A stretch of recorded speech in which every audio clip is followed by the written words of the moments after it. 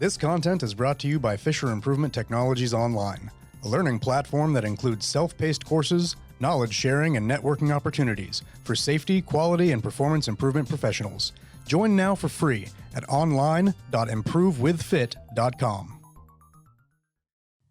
Well, welcome to another round of the Essential Leadership Cycle. And today we're going to be talking with Stu Dunivan.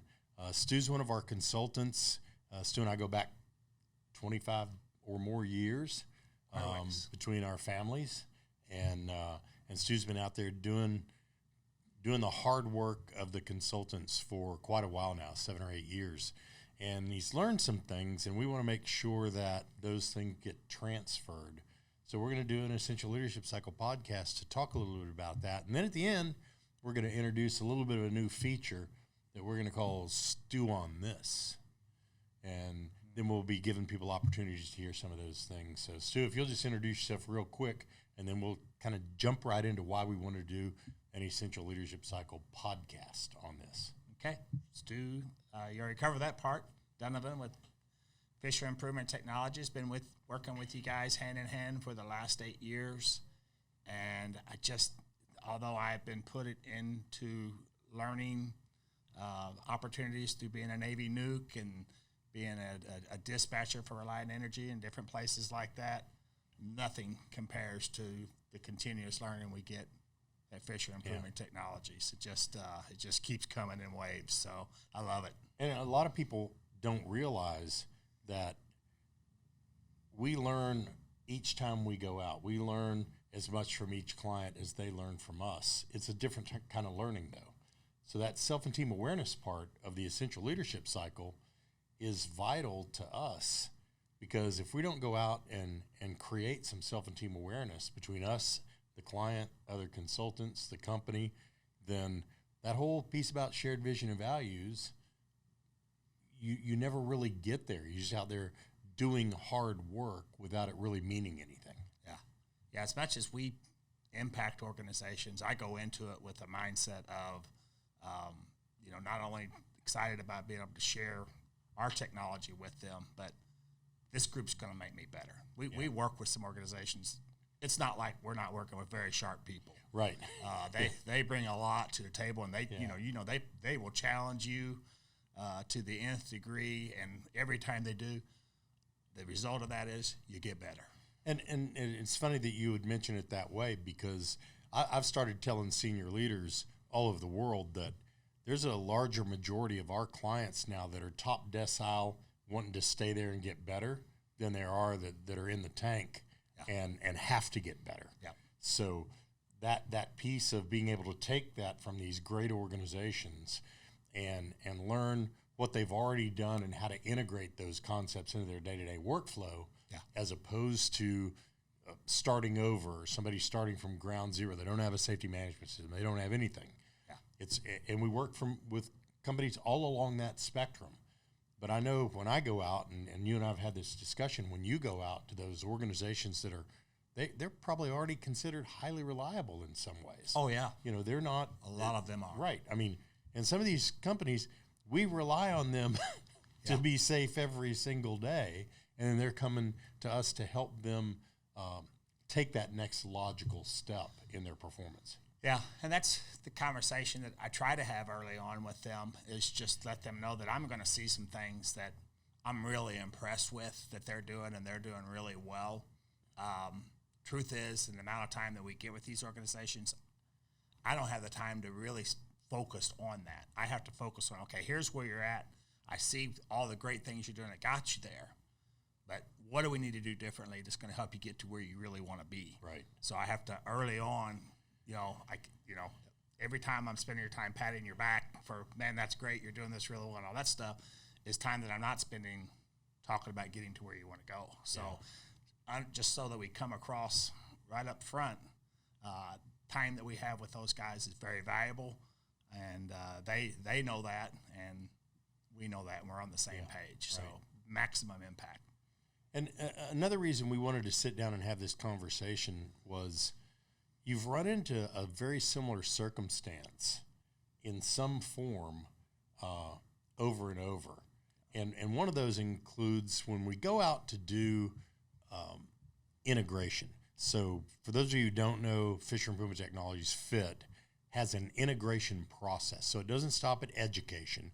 It integrates the concepts into the day-to-day workflow so you can create sustainability of this next logical step in your operational excellence or performance improvement.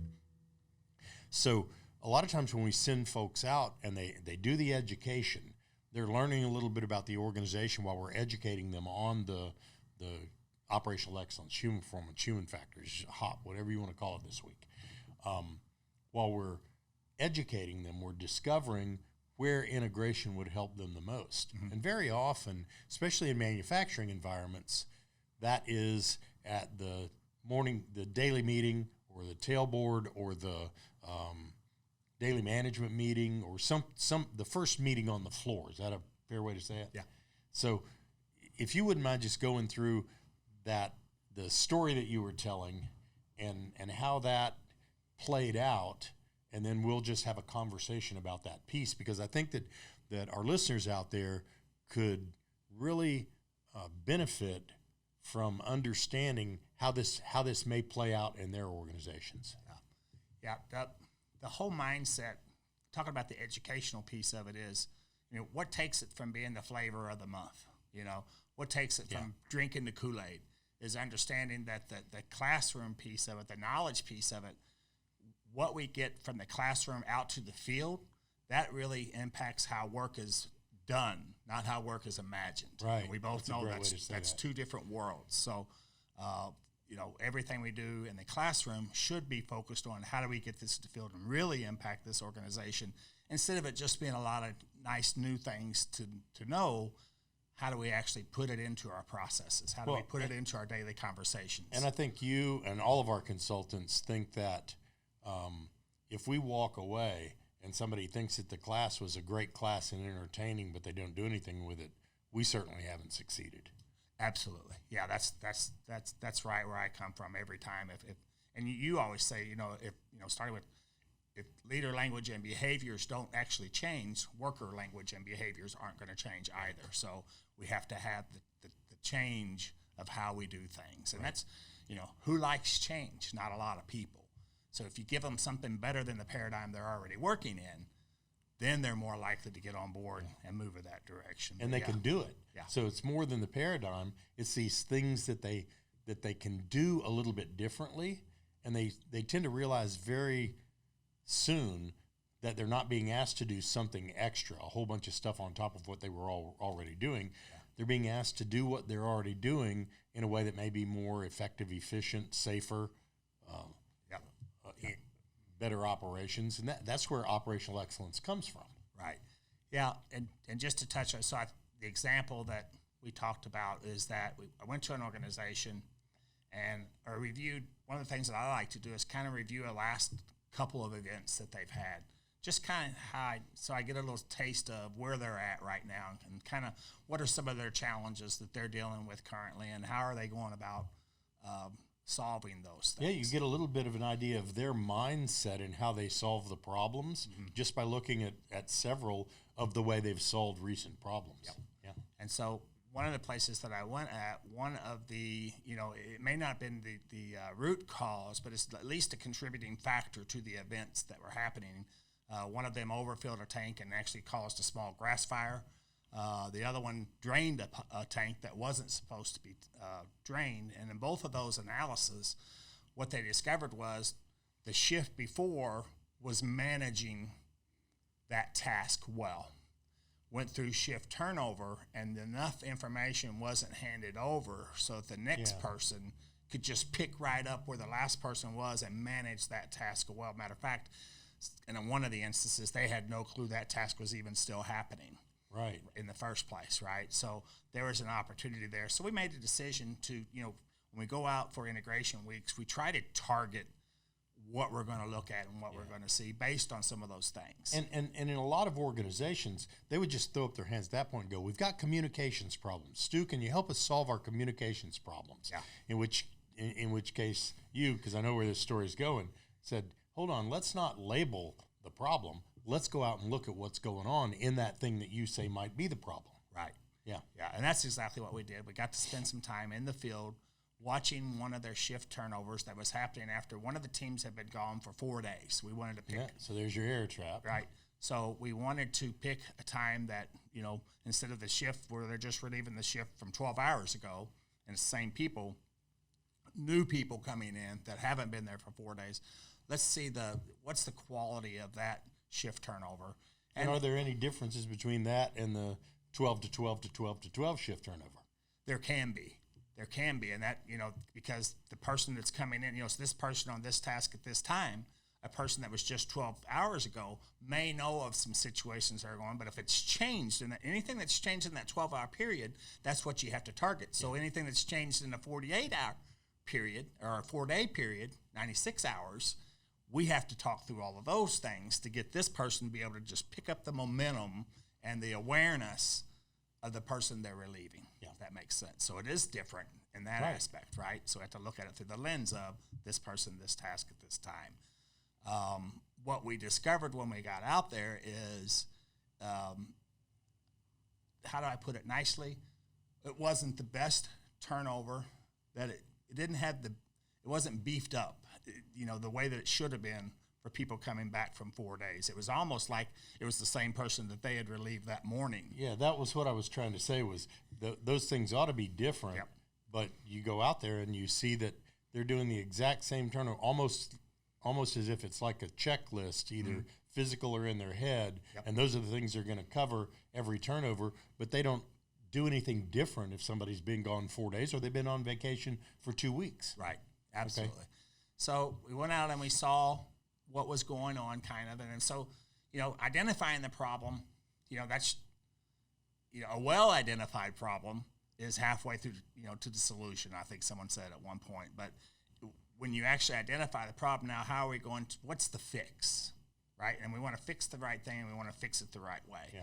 So their initial, here's the way we've always done it.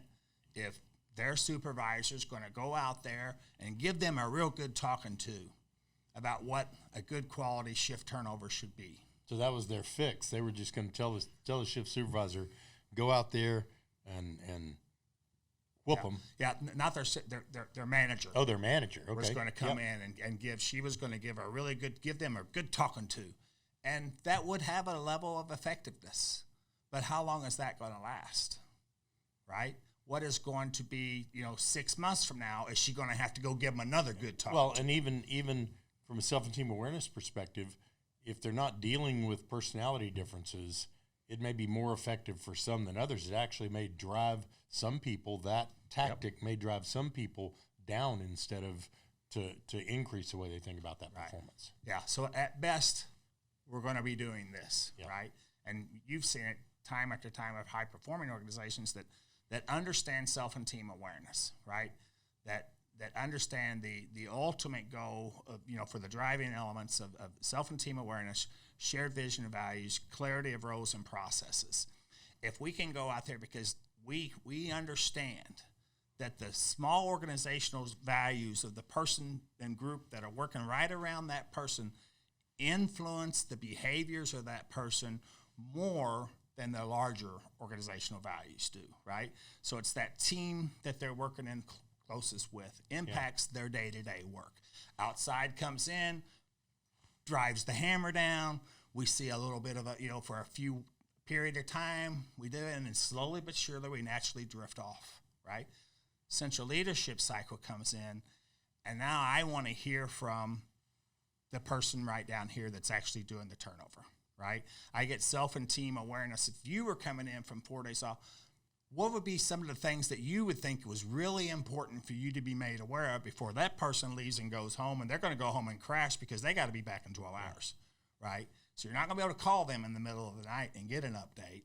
What are the things that do you all think are important in a shift turnover? So this is almost a mini facilitated improvement team, or somebody calls them learning team, because you're wanting to understand what the worker needs for success instead of telling them what you want for success. Yeah, absolutely. Because what they want and what they desire at that individual level, and then they working with the people that's working close around them, If I'm going to impact something and I want to have long-term effects, I want to work from that level, right? I want to meet them where they're at, talk about shared vision and values, what's the value of a good shift turnover? So they're having that conversation. Well, one time so-and-so didn't tell me about this, and they got their stories, right? Right. And then we all get on the same page of shared vision and values, and then we can start talking about clarity, roles, and responsibilities, where we can either have a checklist, let it come from them,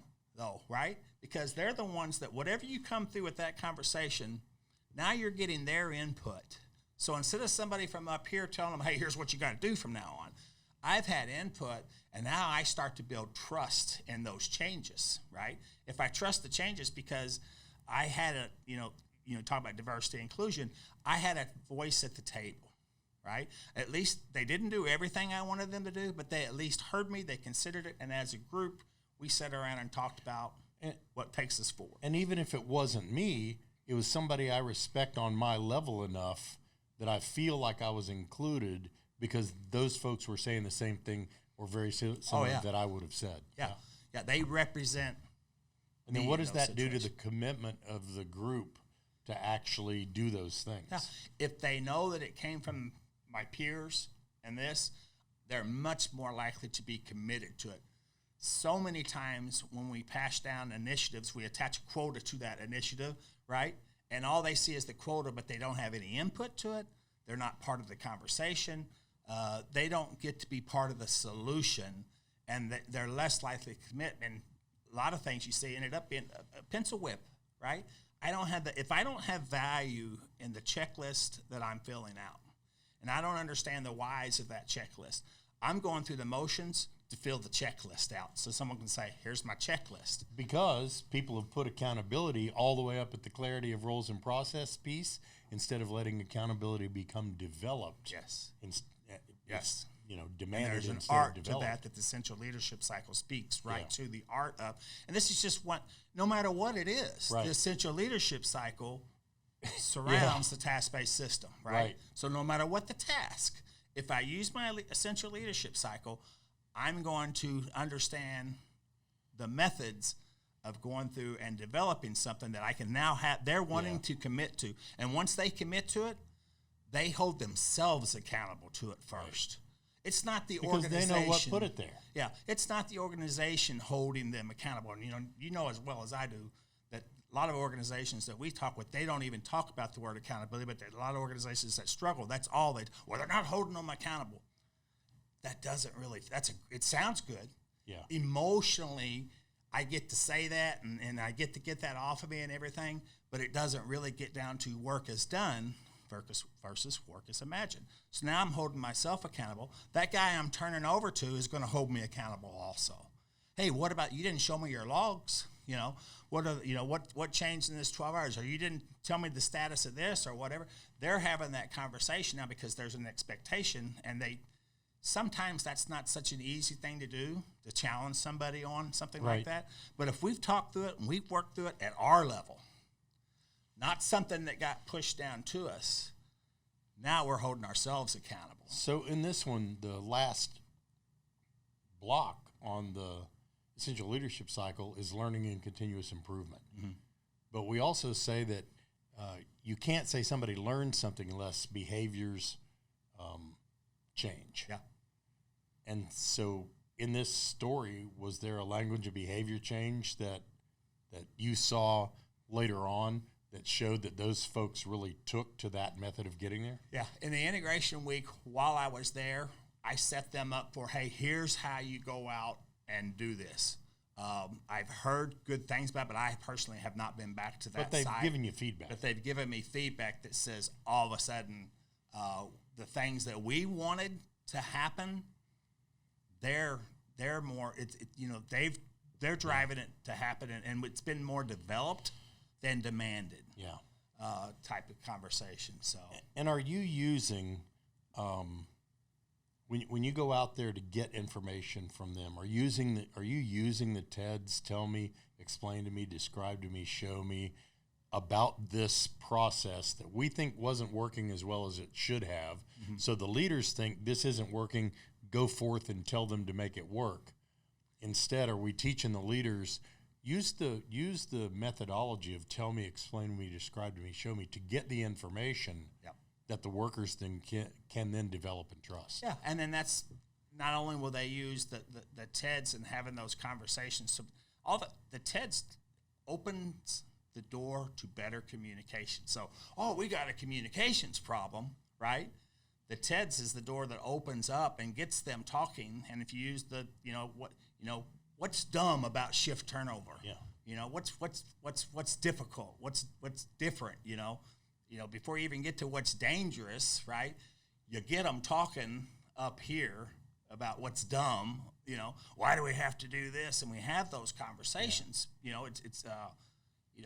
They call them rules or BS rules. Rules. Every organization has BS rules that the workers out there in the field go, really? What are they thinking? Yeah. Here's how we have to do this. Right. Those conversations are happening out there in every organization, whether you want to believe it or not. Right. So some of those things need to be kicked down the road. We're doing something that no longer has to be done. It's like great story I heard about a mom and her daughter making Christmas dinner, and they cut the end of the ham off, and the daughter says, "Why do you always cut the end?" Well, I don't know. Let me call your grandma in the nursing home. She never explained it to me. Calls grandma in the nursing home. Oh, why'd I cut the end of the ham off? Because I only had a short pan. The ham wouldn't fit unless I cut the end off. So they're still following that rule that had a reason for grandma. Yeah. But today in the year 2023, and we all have, all kinds of utensils to cook with it. I'm not the greatest cook in the world by any means, but those things, those type of rules tend to stick around. Yeah. And when we go into organizations, more rules is never the answer, right? Matter of fact, some of the rules that are like that need to go away altogether so that we get to more of work is done conversations. Good. Work is imagined and work is done are two different worlds. Yeah. And our solutions are in the work as done. Yeah. Right? Yeah. And that's where the essential leadership cycle meets them. And that's why it solves and helps them move from where they're at to where they really want to be. And I think this is an important Essential Leadership Cycle podcast because it takes the Essential Leadership Cycle even further down into its practical application day to day. So it's great that leadership teams think that way. It's great that they follow the Essential Leadership Cycle. But I also think it's good for them to understand that there's a practical application of trying to manage the driving elements on the day-to-day. Yeah. So I appreciate you telling that story, and thanks for coming in and sharing that with us. I think it'll be extremely useful to the folks that listen to the podcast. And for those of you who are listening, please use this and share it with your organization. Maybe you have somebody in your organization that needs to hear the things that Stu was talking about. And remember, intentional leadership starts with you.